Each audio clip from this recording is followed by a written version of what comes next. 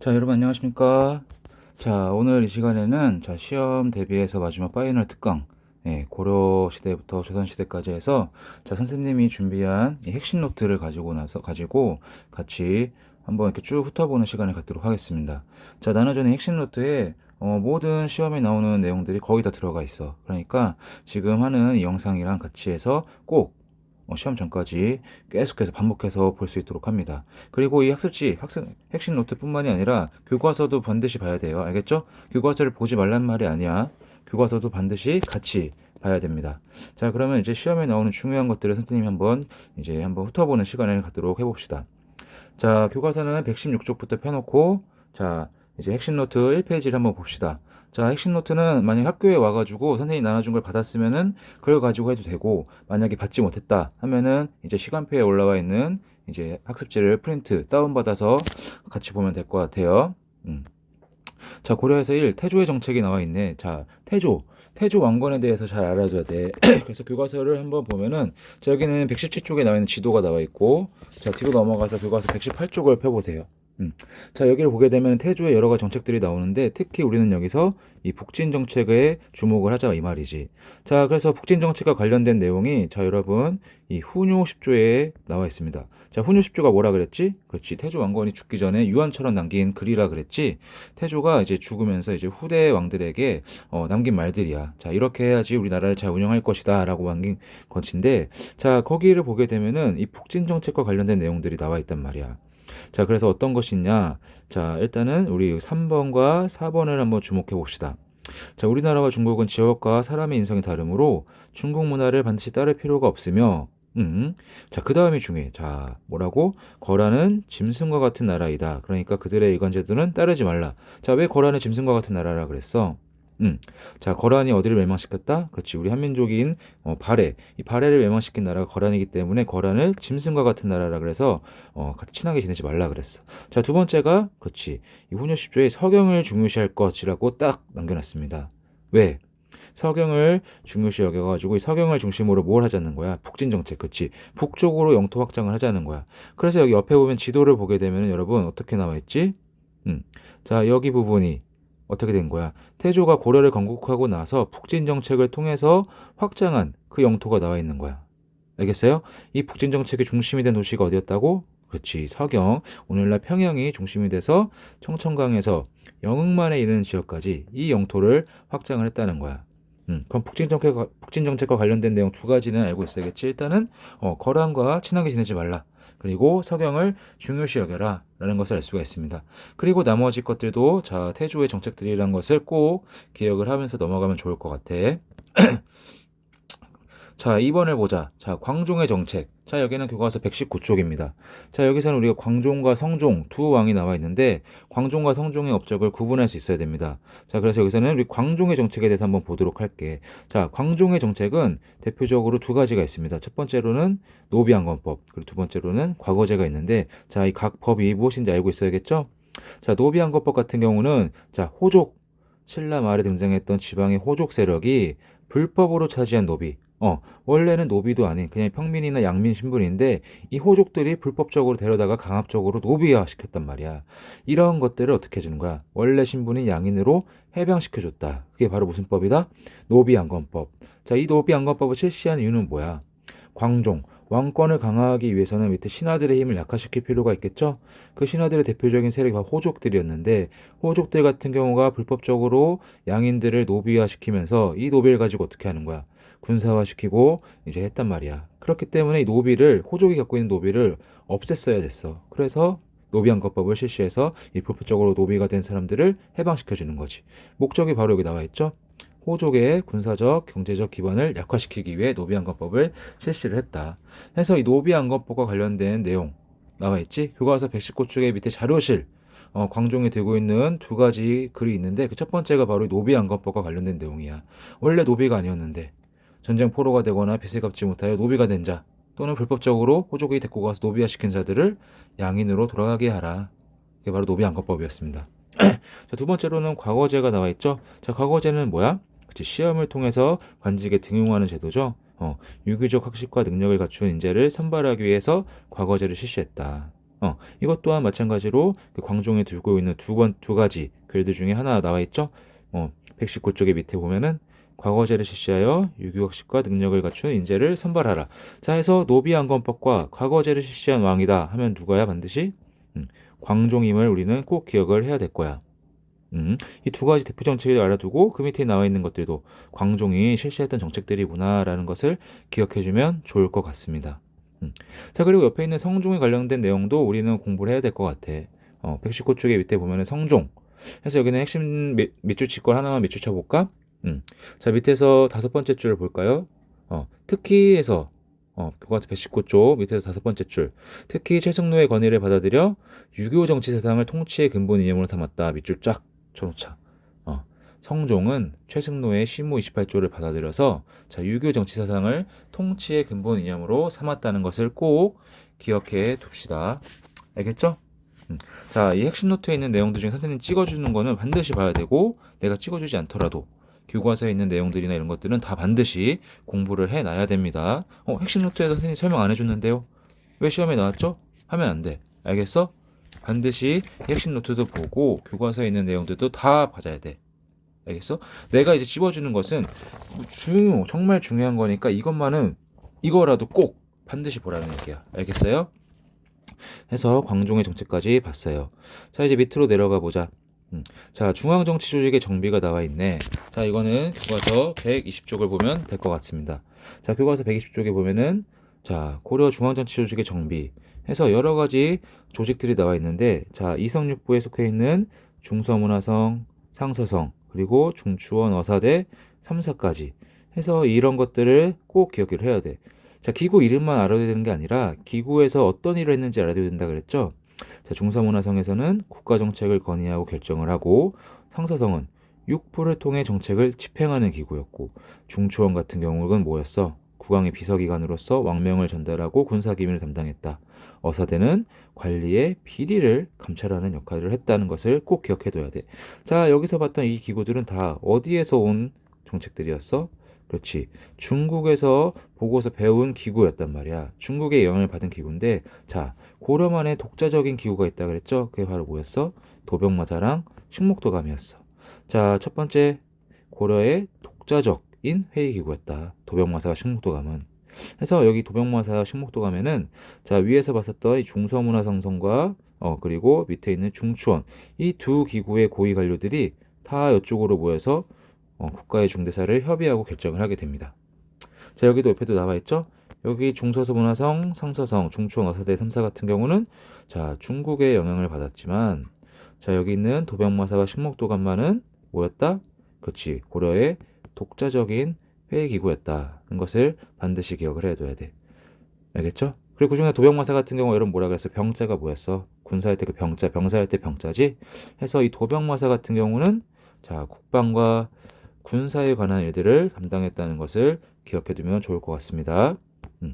자, 이제 이 페이지로 넘어가 봅시다. 자, 지방행정조직의 정비가 나와 있네. 자, 이것도 마찬가지로 교과서는 120쪽 밑에 하단의 내용이야. 자, 여기서는 일단은 한번 쭉 알 필요가 있습니다. 자, 수도인 개경을 중심으로 해서 경기지방이라고 나와 있고 여기 보면 경기가 나와 있죠.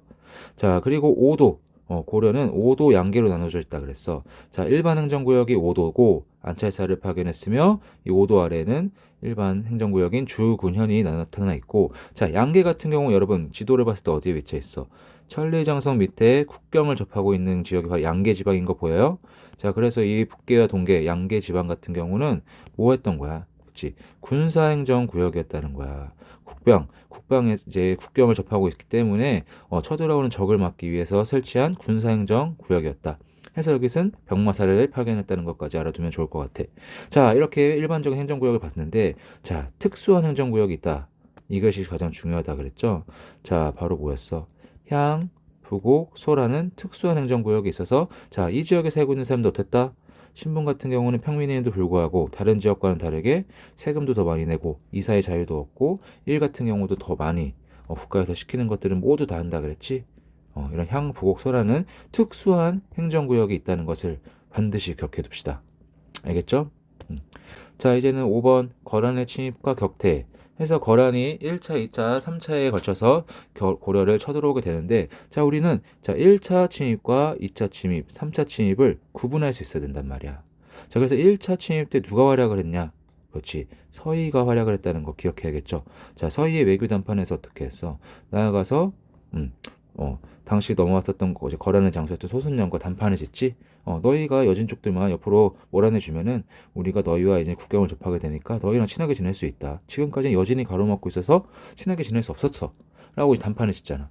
그래서 거란 애들이 속아 넘어가 주면서 어떻게 됐어? 고려가 강동 육주를 회복할 수 있었던 게 바로 서희의 외교 담판이었죠. 자, 1차 침입 때는 누구? 그치, 서희의 외교 담판이 있었고 이를 통해서 강동 육주를 회복을 할 수 있었다. 꼭 기억합시다. 교과서는 여러분 122쪽, 123쪽입니다. 자, 2차 침입 때는 강조가 쿠데타를 일으켜서 왕을 갈아치우는 일이 발생을 하니까 이때 어떻게 거란이 어떻게 신하가 왕을 갈아치울 수가 있냐 그래서 혼내준다 해서 내려왔던 거잖아.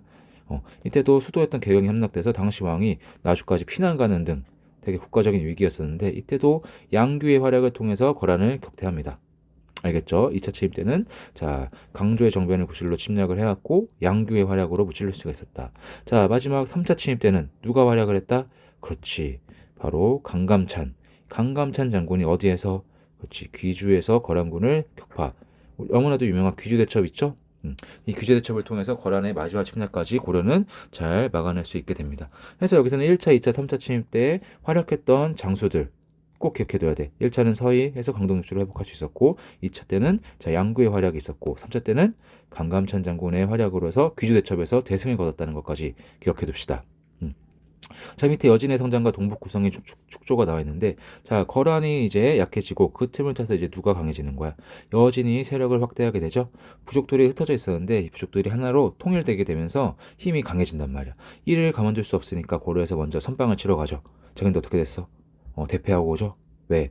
여진족 애들은 말을 탄 김화병이 중심이었기 때문이야. 고려 애들은 보병이 중심으로 해서 갔기 때문에 패배할 수밖에 없었습니다. 그래서 어떻게 했어? 이 여진 정벌을 위해서 윤관의 건의에 의해서 별무반이란 새로운 군대 조직을 만들게 되죠.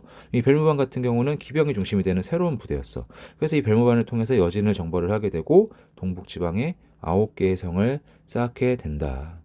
하지만 나중에 여진 쪽의 요구를 돌려주게 되고 이걸 계기로 해서 여진은 더욱더 힘이 세지고 나중에는 금나라라는 것까지 세우고 오히려 고려가 여진에게 이제는 신하로서 이제 받들어 모시게 되는 그런 일까지 벌어지게 됩니다. 그래서 여진의 성장에서는 우리가 이 별무반을 기억해주면 좋을 것 같아. 누구의 건의에 의해서? 윤관의 건의에 의해서 별무반을 만들었다. 누구에 대항하기 위해서? 그렇지. 여진에 대항하기 위해서야. 자, 이제는 7번으로 넘어가 볼까? 자, 7번 같은 경우는 교과서 자, 126, 127쪽입니다. 자, 일단 문벌귀족 사회가 흔들리다. 고려의 초기 지배계층이었던 이 문벌귀족 사회가 이자겸의 난과 묘청의 난을 통해서 흔들리게 되는데 그 중에 하나인 바로 묘청의 난입니다. 자, 묘청의 난. 이자겸의 난 같은 경우는 교과서에 있는 내용들을 잘 봐주세요. 이자겸의 난 뭐였어? 이자겸 같은 경우가 자기 집안의 딸들을 계속해서 고려 왕실에 시집을 보내게 되면서 막대한 권력을 얻게 되죠. 이를 가지고서 이제 횡포를 부리게 되니까 왕이 이자겸을 무찌르게 되는 거고, 그래서 이자겸의 난을 꼭 기억해 둡시다. 자, 묘청의 난이 중요한데, 자, 묘청이란 사람이 뭐라고 하자는 거야? 주장한 거를 알고 있어야겠지. 자, 고려, 우리 왕이라고 하지 말고 황제라고 칭하자. 그리고 중국의 연호를 사용하지 말고 이제 우리 고려만의 독자적인 연호를 사용하고, 자, 가장 중요한 핵심이죠. 어디로 수도를 옮기자? 그렇지. 서경으로 수도를 옮겨서 금나라를 정벌하자. 주장을 한 거야. 아까 위에서 뭐라 그랬어? 오히려 고려가 세진 여진한테 여진이 세운 금나라의 4대 관계를 맺게 된다 그랬죠? 이 금나라를 서경으로 선도하고 난 뒤에 정벌하자고 주장을 했던 거야. 해서 묘청의 주장이 밑에 보면 나와 있어. 자, 교과서 127쪽의 탐구 밑에 스님 나와 있는 그림 보여요? 거기 있는 박스 안에 있는 글들을 꼭 봐야 될 것 같아. 자, 묘청이 서경의 땅은 명당이라서 궁궐을 짓고 여기로 옮겨 지내면 그러니까 수도를 옮기면 천하를 병합할 수 있고 자, 이 금나라가 스스로 항복할 거래. 그리고 36나라가 모두 신하가 될 것이다. 해서 수도를 서경으로 옮기자고 주장했던 게 바로 누구였다? 묘청이었다. 하지만 이 묘청이 어떻게 주장을 김부식을 비롯한 개경파의 반대에 의해서 실패로 돌아가게 되니까 묘청이 결국엔 서경에서 나라를 세우고서 난을 일으키게 되는 거지. 그게 바로 1135년에 있었던 묘청의 난이었어. 자, 묘청이 나는 핵심은 뭐다? 어디로 수도를 옮기자? 서경으로 수도를 옮기자는 것이 바로 핵심이었어. 알겠지? 자, 그 다음에 뒤로 넘어가 보자. 자, 교과서 128쪽을 보자. 자, 교과서 128쪽 최씨 정권의 성립을 볼까? 자, 최씨 정권의 성립해서 자, 문벌귀족 사회에서 무신들 같은 경우는 차별을 받았었죠. 이런 차별을 견디다 못해서 결국에는 무신들이 난을 일으키게 되고 정권을 장악하게 된다. 해서 보면은 제일 중요한 게 바로 무신 정권 중에서 최씨 정권이야. 무신 정권 초기에는 여러 명의 이런 사람들 간에 서로 권력을 갖기 위해서 다투는 해서 지도층이 계속해서 바뀌는 일이 발생을 했어. 교과서 129쪽에 오른쪽 상단의 표를 보면 알 수가 있어. 이방, 정중부, 경대승, 이민, 최충원 이렇게 계속해서 지도자가 바뀌는 걸 볼 수가 있죠. 자, 이렇게 무신들이 하나로 통합될 수가 없었는데 이를 통합했던 게 바로 누구였다? 그렇지, 최충원이었다는 거야. 자, 이민을 제거하고 정권을 장악함으로 인해서 이때부터 이제 뭐가 시작됐다는 거야. 그렇지, 최씨 가문의 동무대가 시작이 됩니다. 4대 60여 년 동안 최씨 정권 시대가 왔다는 거야. 자, 여기서 중요한 건 뭐야? 자, 이 최씨 정권 때 설치되었던 정치 기구들을 알 필요가 있어. 자, 뭐가 있냐? 특히 하나, 교정도감. 국가의 중요한 사물을 처리했다. 자, 누가 세웠다? 최충원이 세웠던 교정도감이 국가의 중요한 사물을 처리했어. 그래서 이 교정도감이 최씨 정권 하에서 가장 권위가 센 정치기구였습니다. 교정도감이 가장 짱이야. 알겠지? 자, 그 다음에 도방 같은 경우는 사병 집단이야. 사병 집단. 이런 무신들을 호위하는 그런 부대라고 생각을 하면 될 것 같고, 최충원이 죽고 나서 그 아들인 최후가 집권을 하게 되죠. 자, 최후 때는 자, 인사행정을 담당하는 정방을 설치하고, 그 다음에 문인들, 브레인으로서 문인들을 등용을 하는 서방을 설치했습니다. 그리고 마지막으로 이 삼별초까지 있었다. 해서 교정도감, 정방, 서방, 삼별초에 대해서 알고 있어야 되는데, 특히 우리는 뭐를 꼭 기억해두자? 그렇지. 자, 교정도감, 국가의 중요한 사물을 처리했던 최씨 정권에서 가장 권력이 셌던 정치기구 교정도감만은 꼭 기억을 해둡시다. 자, 뒤로 넘어가 볼까? 자, 농민 청민의 봉기를 보자. 자, 130쪽이야. 130쪽에 보면은 자, 이 무신들이 집권하고 난 뒤에 그동안 자기들이 가지지 못했던 것을 갖기 위해서 엄청난 수탈을 벌이게 됩니다. 당연히 백성들은 살기 힘들겠죠.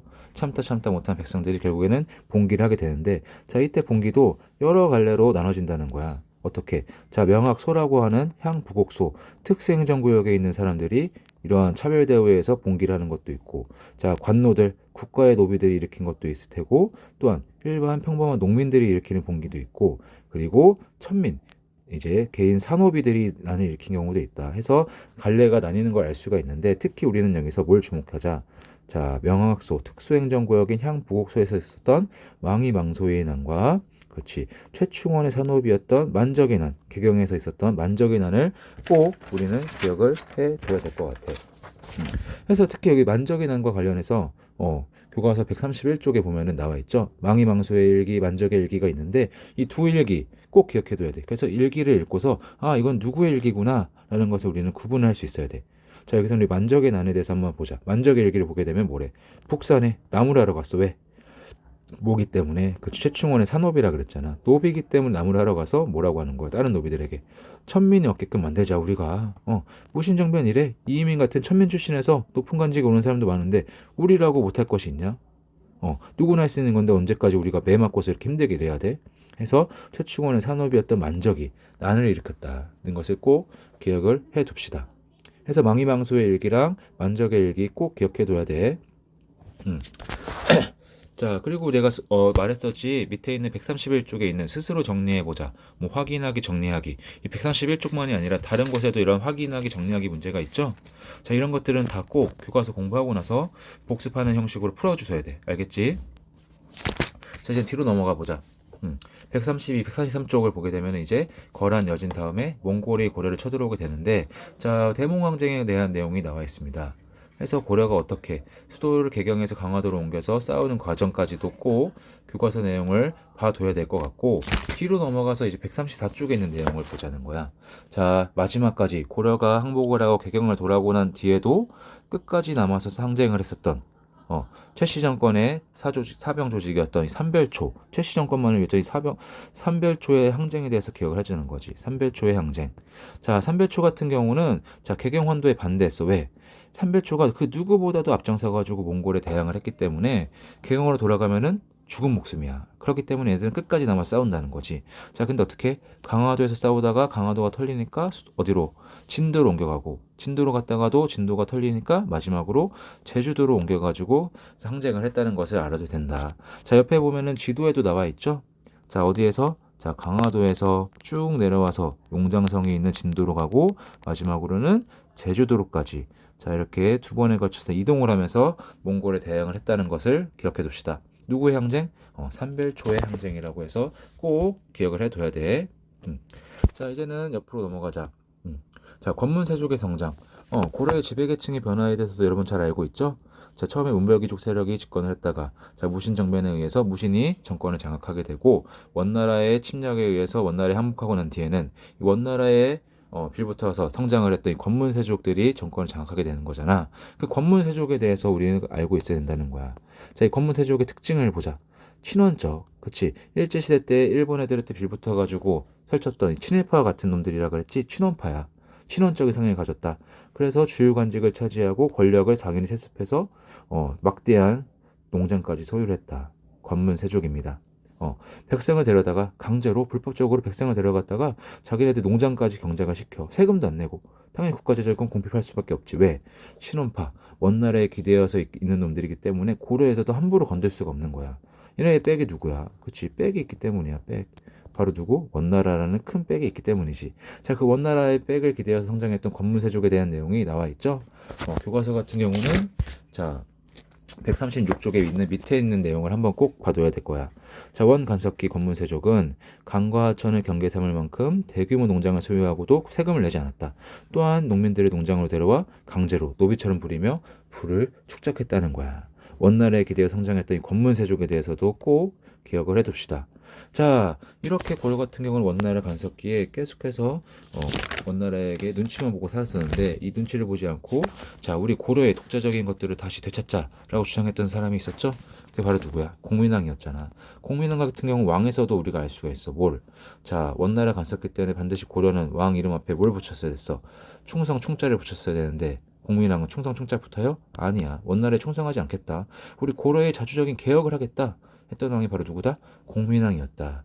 특히 공민왕 같은 경우는 반원 자주정책 당연하지. 원나라의 간섭을 받지 않기 위해서 당연히 원나라에 반하는 정책들을 펼쳤다는 거고 누구를 등용을 해서 그렇지 승려했던 신돈을 등용해서 개혁을 추진했다는 것을 기억을 해야 되는데 자 신돈을 등용하고서 설치했던 기구 중요해 아주 중요해 무슨 기구?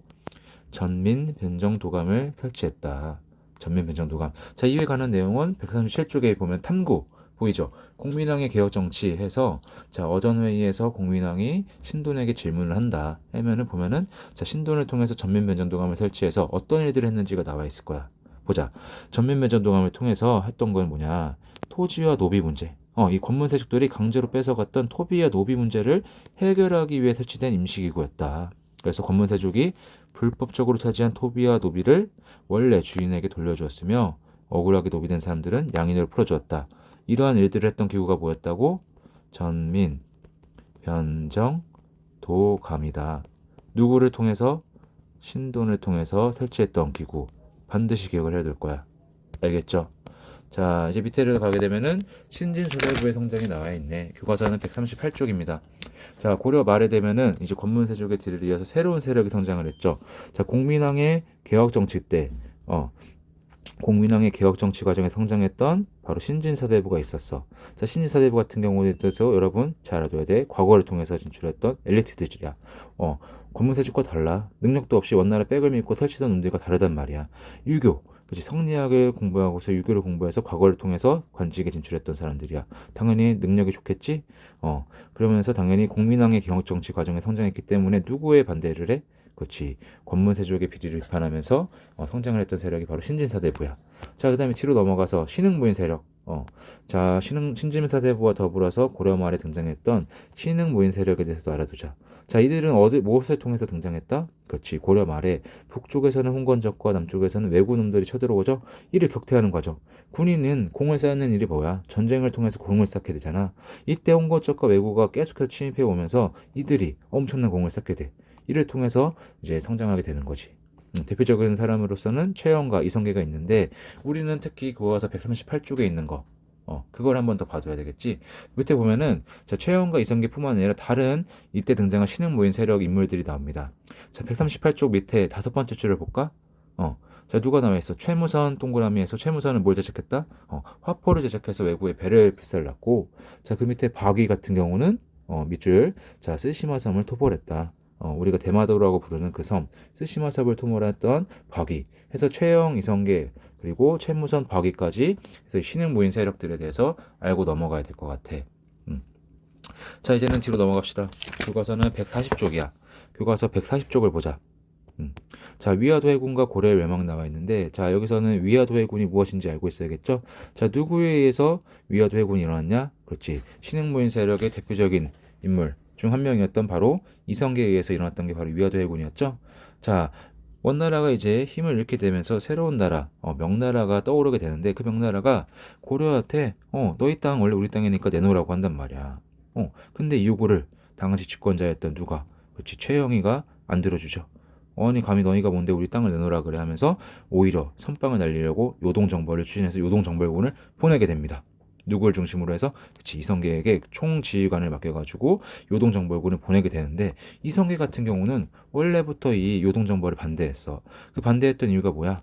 그렇지, 바로 이 사불가론을 들었단 말이야. 자, 교과서에는 안 나와 있는데, 자, 여기 있는 내용을 꼭 봐주십시다. 사불가론. 자, 작은 나라 고려가 큰 나라 명나라 이기는 거 쉽지 않아. 자, 농번기야. 한참 농사 지어야 되는데 애들 데리고 가다가 군사 동원하는 것은 농사도 제대로 안 되고 망하는 일이다. 자, 그 다음에 요동 북쪽으로 정벌하는 과정에서 남쪽에 왜구가 쳐들어오면 막을 수가 없다. 자, 장마철에 활에 입힌 악유가 풀어지고 병사들은 전염병에 걸릴 위험이 높다 해서 네 가지 큰 이유를 들어서 이 요동정벌을 반대했었는데, 최영은 이를 거절하죠. 거절하고 요동정벌군을 보내게 됩니다. 근데 위화도에서 이성계가 어떻게 하는 거야? 아무리 생각해도 아니니까 군대를 돌려서 개경으로 돌아가게 되고, 개경에 있었던 최영을 제거하고서 정권을 장악하게 되죠. 이를 통해서 나중에 신진사대부, 급진파 신진사대부와 손을 잡아서 새로운 왕조, 조선이라는 새로운 왕조를 건국하게 되는 거야. 알겠지? 자, 여기서도 밑에 있는 140쪽에 있는 스스로 정리해보자. 확인하기, 정리하기 문제는 꼭 봐야 돼. 하고 옆에 보게 되면 141쪽에 보면은 요동정벌과 위화도 해군에 대한 내용들이 나와 있네. 여기 있는 내용들도 같이 한번 봐주도록 합시다. 자, 그리고 이제는 뭐 고려의 마지막, 고려의 문화에 대한 내용인데, 자, 여기서는 여러분 내가 이 노트에는, 그리고 예전에 설명했던 내용에 보면은 이 탑들이랑 이 불탑, 그리고 이런 청자까지 보라고 했었는데, 맞아. 자, 여기 있는 내용들도 반드시 기억을 해두면 좋을 것 같아. 고려시대에 있는 탑들과 불상, 그리고 삼각청자인데, 자, 거기에서도 가장 중요한 게 뭐다? 그렇지. 교과서 149쪽. 이게 가장 중요하다. 교과서 149쪽에 있는 목판인쇄술의 발달과 금속활자의 발명에 나와 있는 건데, 자, 금속활자에 우리가 꼭 주목을 해야 된다는 거야. 자, 세계 최초로 금속활자를 발명을 했다. 중요합니다. 해서, 자, 뭐가 우리가 여기서 주목해야 될 것은 직지심체요절. 청주 흥덕사에서 간행됐고 현존하는 세계에서 가장 오래된 금속활자본. 뭐라고? 직지심체요절이야. 위에 있는 상정고금외문 같은 경우는 기록에는 이걸 더 훨씬 먼저 금속활자로 찍어냈다는 기록이 남아있어. 근데 현재 그 찍어낸 책이 전해지지 않기 때문에 뭐를 가장 오래된 금속활자본으로 치는 거야? 그렇지, 직제심체요절. 청주 흥덕사에서 간행된 이 직지심체요절을 가장 오래된 금속활자본으로 공인을 하고 있고, 자, 이와 관련된 내용이 여러분 151쪽에 보면 또 나와 있습니다. 151쪽에 우측 하단에 보면 직지심체요절 나와 있는 거 보이죠? 1377년에 간행한 직지심체요절은 현존하는 세계 최고의 금속활자본으로 공인받고 있으며 2001년에 세계기록유산에 등재되었다까지 나와 있어. 오케이. 자, 이렇게 해가지고 우리가 고려시대에 대해서 한번 쭉 훑어봤어. 자, 지금 내가 알려준 내용을 이 핵심 노트에 있는 내용, 그걸 보면서 꼭 공부하도록 하고, 내가 설명을 여기서 안 한 것도 반드시 교과서에 있는 것들을 봐줘야 돼. 알겠죠? 교과서는 무조건 봐줘야 돼. 내가 설명한 것만 보라는 게 아니야. 알겠죠? 이제 다음 시간에 조선에 대해서 한번 보도록 합시다.